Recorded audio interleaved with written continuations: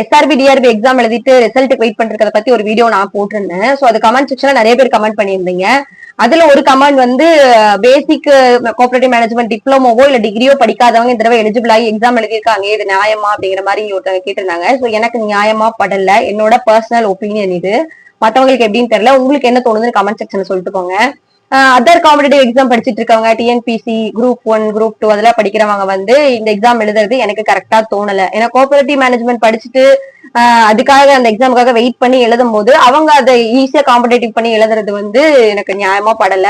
So நமக்கு தான் preference கொடுக்கணும், கோஆபரேட்டிவ் முடிச்சவங்களுக்கு ப்ரிஃபரன்ஸ் கொடுக்கணும் நான் நினைக்கிறேன். உங்களோட கருத்து என்னங்கிறது கமெண்ட் செக்ஷன்ல சொல்லுங்க. ஏன் ரிசல்ட் லேட் ஆகுது அப்படின்னு சொல்லிட்டு தமிழ் நியூஸ்ன்னு சொல்லிட்டு நியூஸ் 7 தமிழா அந்த சேனல்ல வந்து எனக்கு தெரியல, சேனல் பேர் தெரியல, அந்த வீடியோட லிங்க் வந்து நான் டிஸ்கிரிப்ஷன்ல தரேன், மறக்காம அந்த வீடியோ பாருங்க. ஏன் வந்து ரிசல்ட் தாமதம் ஆகுது அந்த வீடியோல கரெக்டா சொல்லியிருக்காங்க.